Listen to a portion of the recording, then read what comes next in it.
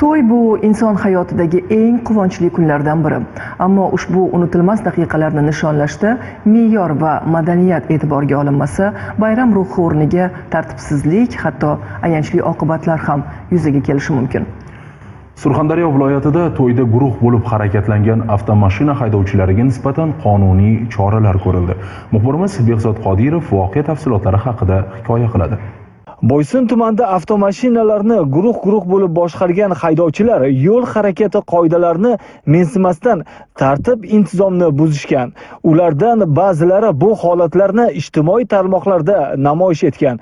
Mas'uliyatsiz va xavfli harakatlarni ko'z qilgan. Holat yuzasidan Surxondaryo viloyati yo'l harakati xavfsizligi boshqarmasi mas'ul xodimlar tomonidan tezkor choralar ko'rildi. Ushbu holat bo'yicha viloyat yo'l harakati xavfsizligi xizmati tomonidan barcha haydovchilar aniqlanib, topilib, ular bilan profilaktik ishlar olib borilib, bu harakatlarni nafaqat o'sha tartib tarbiyamizga, madaniyatimizga to'g'ri kelmasligi, balki yo'l harakati qoidalari buzilayotganligi, bu harakatlarning ortida salbiy yo'l transport hodisalari, ayanchli hodisalar yuz berishi mumkinligi tushuntirilib, ma'muriy javobgarlik to'g'risidagi kodeksning tegishli moddalari bilan ma'muriy bayonnoma rasmiylashtirilib, huquqbuzarlarga nisbatan profilaktik ishlar amalga oshirildi. Hodisa bo'yicha haydovchilar izoh berar ekan, bunday xatti-harakatlari uchun afsusda ekanliklarini bildirib, endi yo'l harakati qoidalariga qat'iy amal qilishlarini ta'kidlashdi.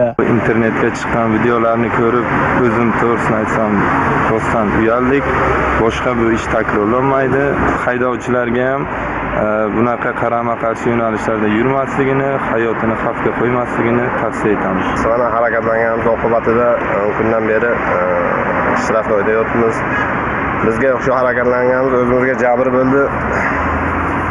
Barcha mashina haydovchilardan iltimos qilamiz, guruh bo'lib harakatlanmanglar. Bizga mana tushuntirish ishlari olib borildi. Qilgan ishimizdan juda qattiq pushaymonmiz. Shuni unutmaslik lozimki, har bir haydovchining yo'l harakati qoidalariga rioya etishi bu avvalo o'z hayoti, qolaversa harakat ishtirokchilarining xavfsizligi uchun ham muhimdir. Behzod Qodirov, Xolmat Ne'matullayev, Zamon informatsion dasturi uchun Surxondaryodan tayyorlandi.